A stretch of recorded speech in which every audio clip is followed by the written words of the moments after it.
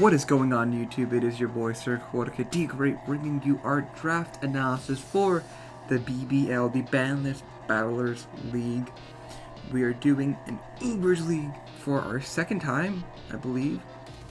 I did an Ubers League before, but it shut down like 4 weeks into the season, and it was like Gen 7, so this is my first Gen 8 Ubers League, and I'm super excited for it. They asked me to join, and I said yes. I kind of wanted a second league to throw in the mix for the summer content, and here we are now. I'm not gonna lie, this is gonna be a quicker video because I have some other stuff to do IRL. So if this is shorter than my typical draft analysis, sorry. But I thought we could do it in a fun way. So if you would please hit the beat. Yeah, no, that's not gonna work because I'm not Shaquaza. Anyways, I'm gonna quickly break down our team and sort of explain how the draft worked.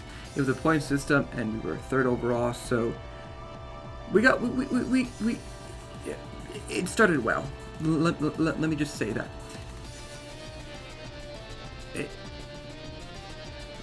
We picked Pokemon. Yeah, I think the draft started strong, and then yeah. So quickly just go down the team, what we drafted, and kind of why we drafted it. So going into round 1, I was looking over the round, and actually the Pokemon I really wanted to draft was Zagrom, but unfortunately that got picked around 2nd overall, and I was like, well damn, and I was like, oh, this is just as good.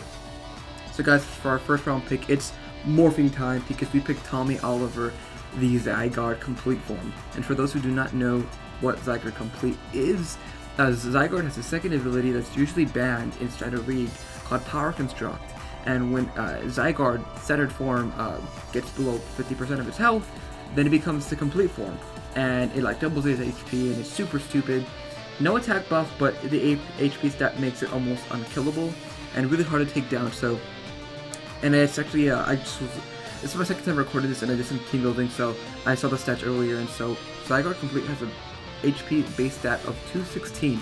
That's more than Brady Drago, and it's kind of nutty. Now imagine if complete got Dragon's energy. That'd be insane.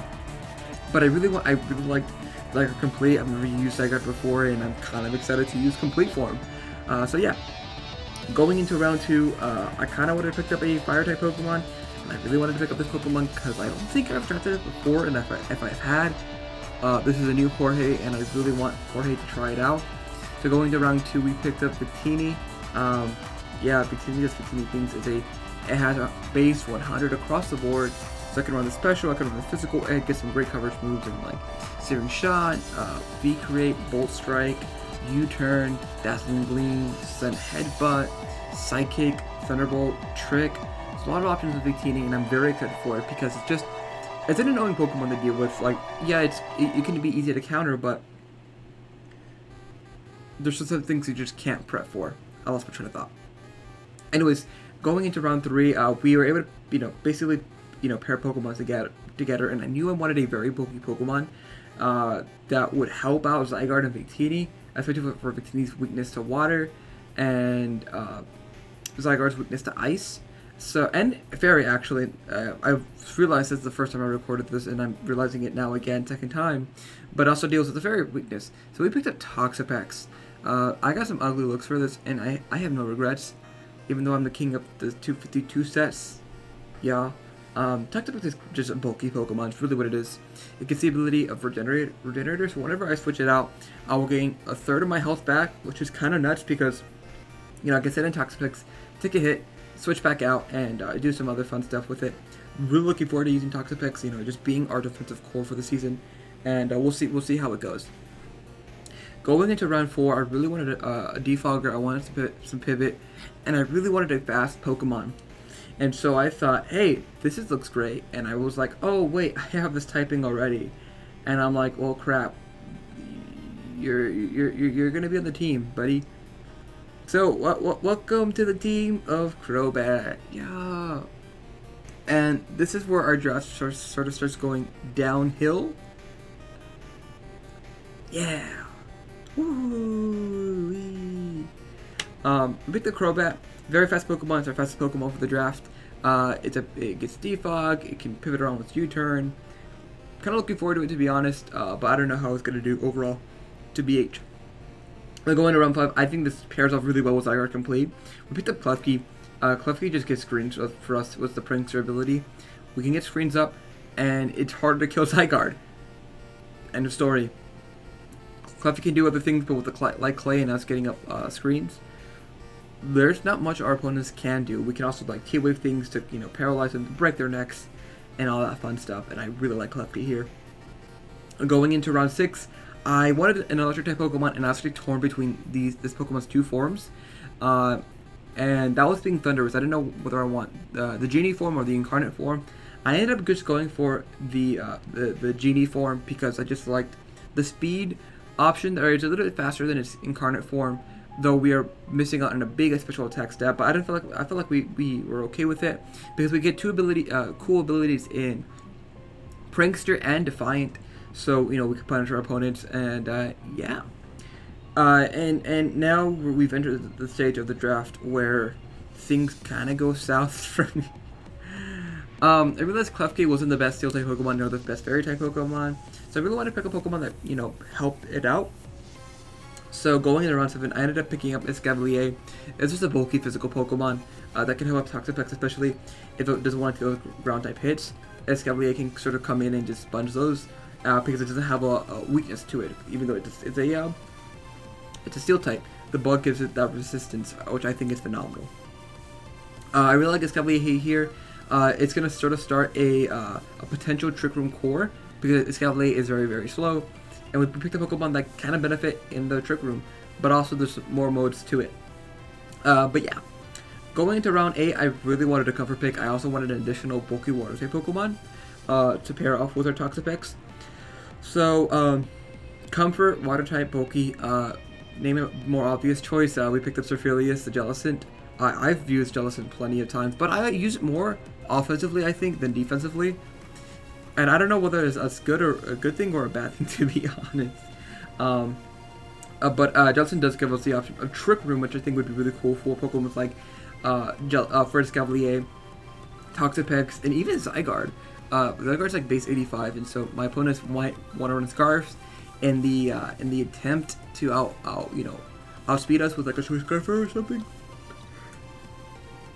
We could just run, you know, Trick Room and, you know, be like, aha, you thought, and just like speed them or something like that. But yeah, going into round 9, I wanted to pick up a Dark type Pokemon, and I saw this Pokemon still around, and it's a Pokemon that I've always wanted to pick up, but I've just never been able to, and that is just Pangoro. Pangoro is a fighting in Dark type Pokemon. It gets the Iron Fist abilities. We can Party Shop. It gives us more momentum, which we kind of needed, to be honest. And yeah, I'm excited to have Pangoro. Again, I'm sorry if I'm like speeding through these picks. It's just I want to go to bed and there's some other stuff I have to do. So yeah. So we picked up the Pangoro. Yeah. Wrapping up the draft, we have 2 more picks coming up, and I don't know why I did this. With the Escavalier, you know, we have a potential rain team coming, but we didn't pick up rain, and I have no idea why. But we picked up a different weather. So our round 10 pick is going to be Sandslash Alola Sandslash. It's Ice and Steel type Pokemon. We have 3 Steel type Pokemons on the team.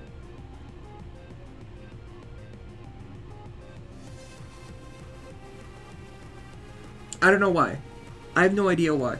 It gives Sandslash as a rapid spinner, more removal for our team. It's a sweeper and the. Guys, I really fucked up here. I'm gonna be honest.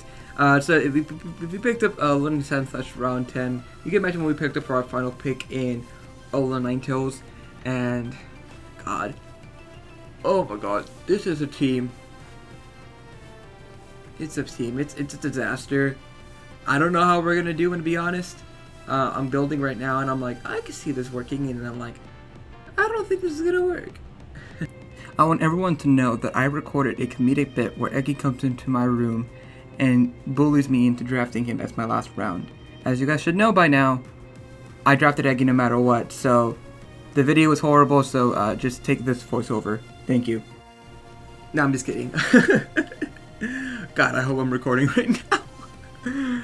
I'm recording on OBS, but I don't know if I'm recording with the camera. But that's our draft. Let me know what you guys think down below. I don't know how to feel. I really don't. So I hope you guys enjoy the team. Anyways, I'll see you guys for week 1, I guess. Peace. Please be recording. Please be recording. Oh, thank God. Thank you so much for watching this video of mine. If you guys did enjoy this content, by all means hit the like button down below and subscribe if you have not already. If you guys want to continue watching my content, Sir Jorge himself has picked a video just for you on the left of the screen. Just all you have to do is click it, but YouTube does think you guys will enjoy the video on the right. The choice is yours. Anyways, you guys do know me as Sir Jorge T Great. Make sure you appreciate the word of aloha, Eggy, and I'll see you guys next time. Bye-bye.